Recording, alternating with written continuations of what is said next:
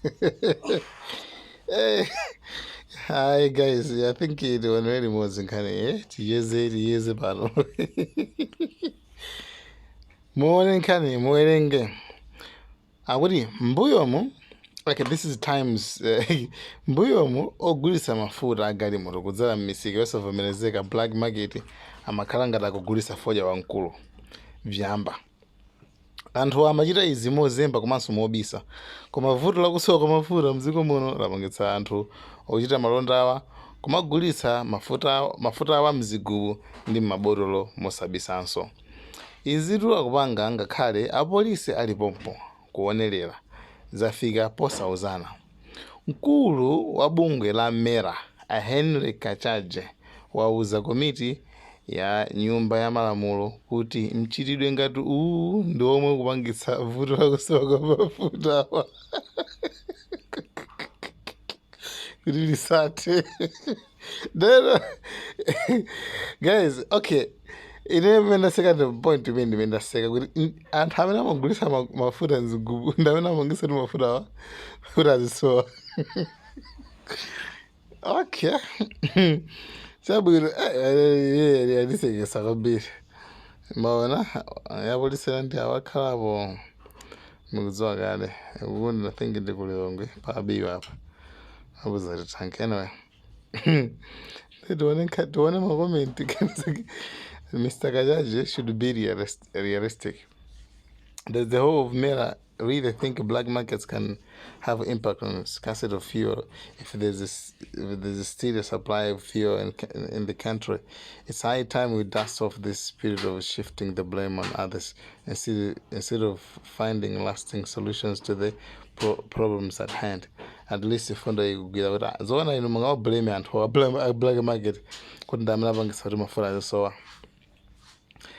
I know we don't know each other, but to everyone who is reading this now, but just as basically pera ba anthu imagine as busa bempere lako. Amen. Tingote amen. Kachaje kagone. Koditu zifika pomanga timajumbo ngati mafuta pigira. Kena kuzifika poti galimoto ya boma izichingiridwa kupopa mafuta. Wait and see. If nde pano black market 1 liter ndi 6,000 kwacha. Black market 1 liter 6,000 kwacha. Hey, come on. Mukudziwa kona kuti mafuta right? Mafuta kumapeto kwake ko mwina ndikuuzani nthani yakana zakwera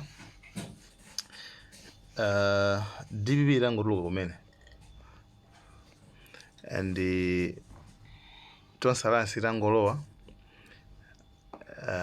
mafuta achawa anazarani anaza yasolosima kanata mafuta awatozi ndabva zoratsika koma mutsitse kwa mutsitse nditu.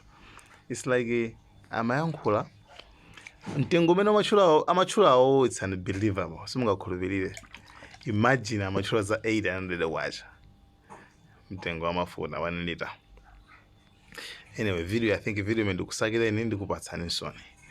Anthu amatopa kufika pomuza wa polisi kuti ombera dzulo pasalima boma galimoto ya area 30 tathira limodzi pa black market 1 liter 7,000. Yo!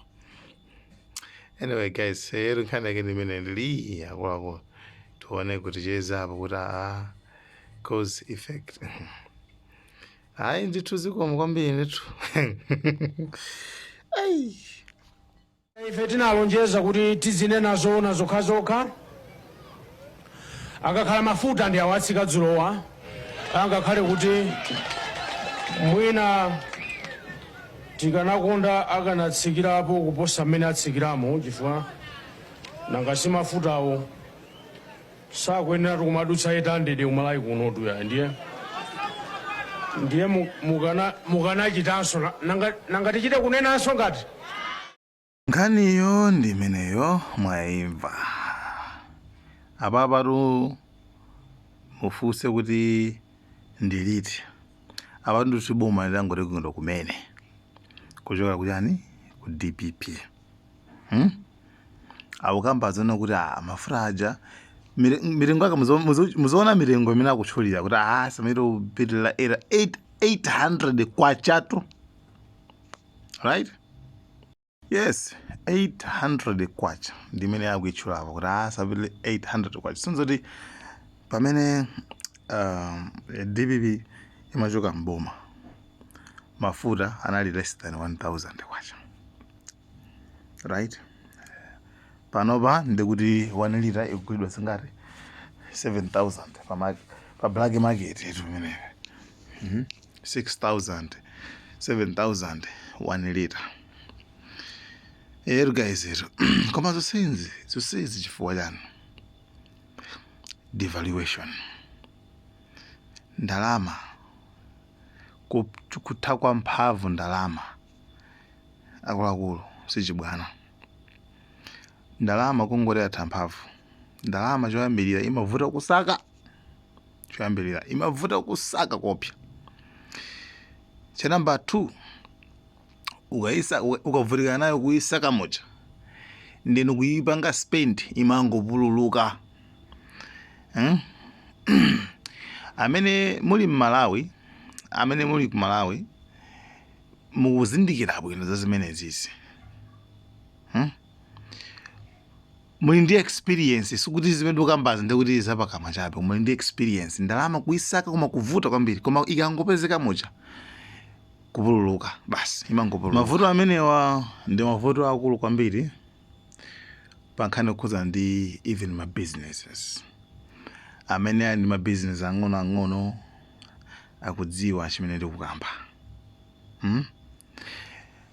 Example, inu mwaoda mafuta ophikira amene maoda tingoyerekeza 180,000. Mafuta mochophikira mocha 20 liters zichayo mukuyina mumwina 3,000 yokha. Inuyo mugulitsa ndi chifukwa cha devaluation mopeza kwenziti pamene mafuta anuwo 20 liters yatha. Kuti inuyo mukaodeso mafuta enaso umakapeza kuti mafuta aja afika pa 190. You understand? Amakapeza afika pa 190. Business yawo ina aliyese singakhale stable. Owata kuti amachantondo wanje. Business yako singakhale stable. Chifukwa kuti mpamba wako suli stable. Mpamba wako ukumakwera. Right? Munthu umapanga business kuti upeze profit.